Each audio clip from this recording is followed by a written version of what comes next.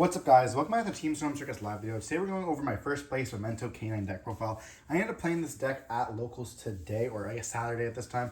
I ended up losing once in the 6 rounds that we ended up playing, which was pretty nice.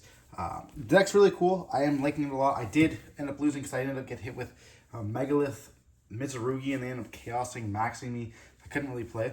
Before we dive in, it's a very good deck. There isn't any hand traps really in this deck other than Fua and of course the copy of Izuna.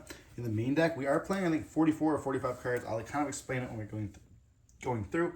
Before we dive in for the late comments, a lot. I am playing Memento a lot. There's going to be POVs with this deck as well as deck profiles, or duels I should say, going on soon. We are getting back into the channel a little bit. So if you guys want to see some content, let me know in the comment section down below. I did this for you guys, and yeah, let's just dive right on in. So we are going to be playing 3 copies of Taichung Shigo. This is going to be one of the most important monsters. It's a level 5, a starter, as well as a card for the Canine engine. Then we're going to be playing triple copies of Anguish. All these cards got rarity upgraded since we've last seen them on the channel, which is absolutely incredible. I absolutely love these cards. Another starter as well, and then we are playing the 2 copies of Darkblade. So I didn't want to max out on Darkblades because the fact that it's not the greatest. Obviously, having double Anguish in graveyard is better than having double copies of Darkblade in graveyard, which is kind of why I want to point that out. You can play 3-3-3, but a lot of times in these combos, you are going to be recycling a bunch or getting the second copy of the Taichung Shigo in the hand for your Canine plays, which I'll be kind of mentioning afterwards as well. And then we are playing, this is very special to the channel. If you guys have been watching for a long time will know, I'm a huge fan of 2 copies of Sleepy. I absolutely love this card. Having the second in hand so you can play during your opponent's turn is absolutely incredible. I am a huge fan of this. I will never essentially not play double Sleepy, and that's just how I kind of roll. Then for the one, as you're playing the 1 combined creation, the 1 copy of Akiron also comes up as level 5, bringing itself back out, which is extremely important because it is going to be a level 5. And then we are playing the 1 Gaddock, the 1 Goblin, the 1 Mace. So we're not playing the double copies of Goblin because of the fact that it is, we're not playing any of those copies of the Goblin Biker entrance thing, or the Goblin Grand Breakout. If you're playing Grand Breakout, you are going to be playing the Goblin cards a little bit higher, but we are playing the Canine cards, so we're going to be maxing on those. The deck is like, you want to do both engines kind of, and kind of just pop off and play through, get some hand traps, and then play with the other ones. So now for the Canine engine, the better engine of the format, we are playing the triple copies of Jokel. Incredible card. Normally you don't want to reveal the Taichung Shigo unless it's your second copy of Taichung Shigo. You kind of want to go full combo with it first, and then, or if you get stopped, then go to Jokel, then play some more, and stuff like that. We are playing the 1 copy of Lantern, the 1 Leroy. I would bump this up to 2, potentially 3, because this is going to be full combo, just it off and going into a Saryuja, and then kind of pop off from there. But it's important that if you do start with this, you cannot go for your not Mitsurugi, but the Memento engine, unless you find a way to kind of get it off the board, which is important. If they do hand trap, you're kind of stuck there unless you have other cards to kind of play with. That is kind of unfortunate in that regard. Then we are playing the triple copies of Izuna as a hand trap and the 1 copy of Lupus. We all kind of know what these ones do. They are the common 4 you see in almost every deck that's playing these cards. But yeah, very good being able to make a Ripper and search, and yeah, honestly kind of crazy that we can just like go for Lupus numerous times over and over again. And then we are playing the last copy of a hand trap. We're playing triple copies of Fua because it's the best hand trap in the game right now, and I want to be able to see it. And having multiple cards in my hand, you guys will see, will be quite nice. For the spells, we are playing triple copies of Bone Party, one of the better spells in the game. Honestly, this card's crazy. It lets you dodge Impermanent Veilers, stuff like that. Then we're playing 2 copies of Memento Fusion because we want to be able to ascend to the graveyard or have it in hand, and of course banish it, search for this, and then we'll see kind of the combo goes off and then be able to fuse. Then we are playing the Memento City Land still. Being able to reset during the end phase, it can be absolutely crazy. We're not playing any trap cards for the Memento cards, so that's definitely going to never set. Kind of important.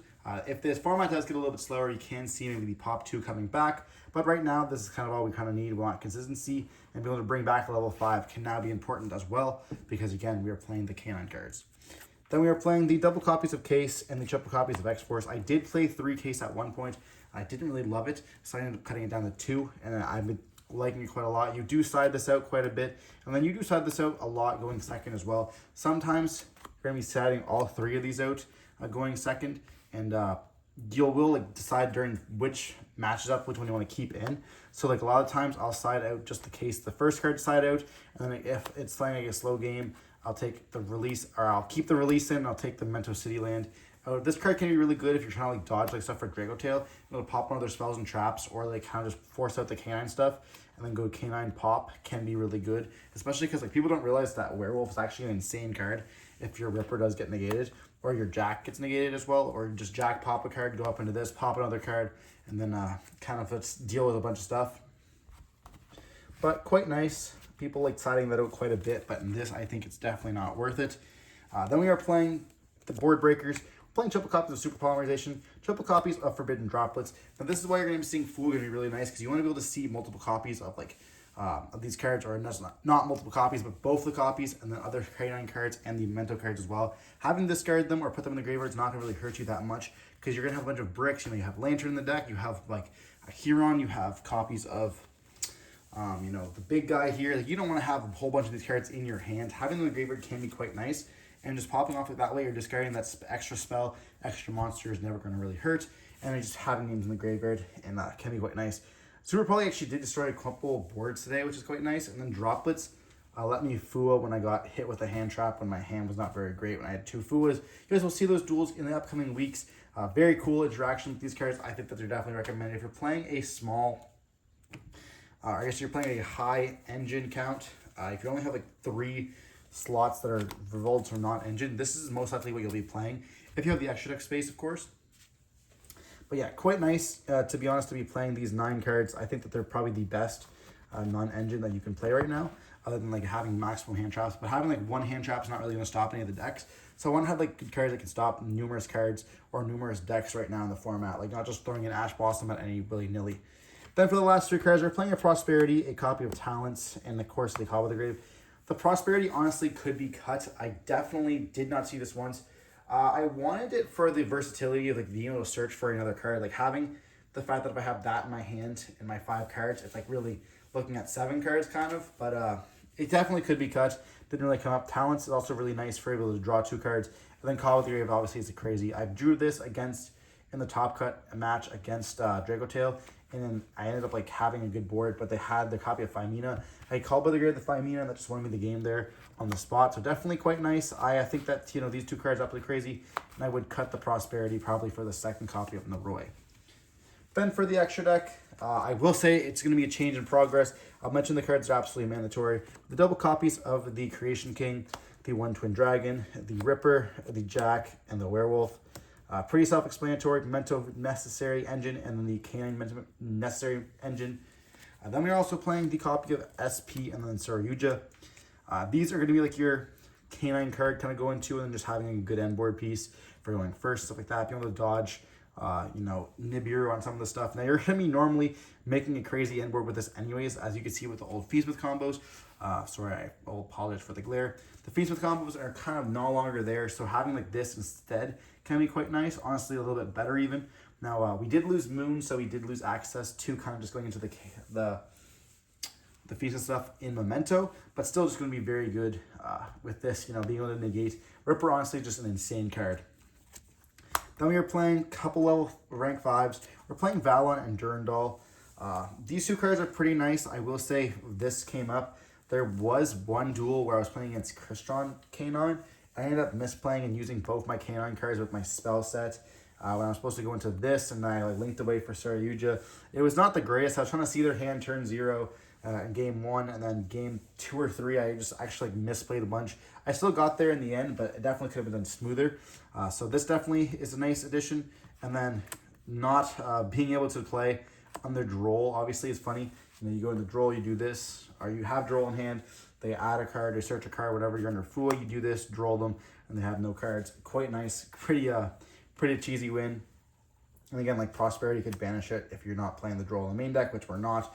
So pretty easy to just banish. And then we are playing the Typhon here. I think these are probably the only mandatory cards. The rest of the cards are kind of just like depending on what you're playing or like what you're playing in your main deck or whatever you want to. But yeah, Typhon did not come up at all. I think this is all really good. I might want to play a 2nd copy of Ripper, but honestly, it was pretty nice. Then for the flex spots, I am playing the 1 copy of Herald. This card should be anything else. Never came up. I thought like, okay, Cross Sheep even. Cross Sheep can win summon at level 4, so not playing that. And this card's no longer really needed. You're not playing any like double fiends. You're not going into Cross Sheep to bring back your copy of whatever his name is, Memento Sheep, so then you can go into this. Like having the steal off Memento Mace is just honestly better. So this is like any other slot, and then we are playing the 3 copies for Super Poly targets. I wouldn't play a 4th. I don't think that really came up. This is good against Draco Tail and Brand. This is good against everything else, and then this is actually really good against K9 as well here, which is pretty cool. You know, if they try to go Izuna and you end up going up into the Lupus, they activate Lupus effect, you chain Super Poly, go into Mud Dragon, and then all of a sudden there it's pretty free from there. So that's kind of nice. I also think that like Super Poly can help you out dodging Droll and stuff like that as well, or dodging. I know I played against Draco Tail and I ended up dodging some of their cards by going into Secreton Dragon, which was kind of cool. But other than that, there's not much I'd mention.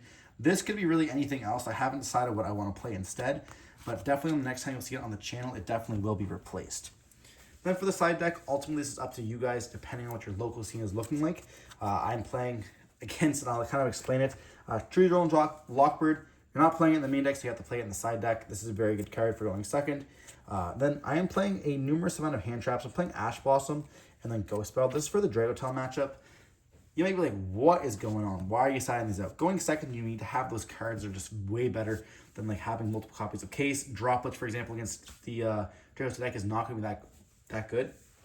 So being able to put these cards in can help you out quite a bit. Being able to move to Ghost Spell their trap cards is going to be insane. Just being able to Ash stuff is just obviously really good. You could be like, we'll just play Ash Blossom in the main deck then. Droplets is just so good going first and second in Memento. That's just not really worth playing. And not playing into the K9 cards and stuff like that, where I just want to be able to like Fua and then kind of just like draw those cards and then be able to like destroy my board. Because going first or going second game 1, you like drop Fua, you draw a bunch of cards, and then like you can like pick apart their board.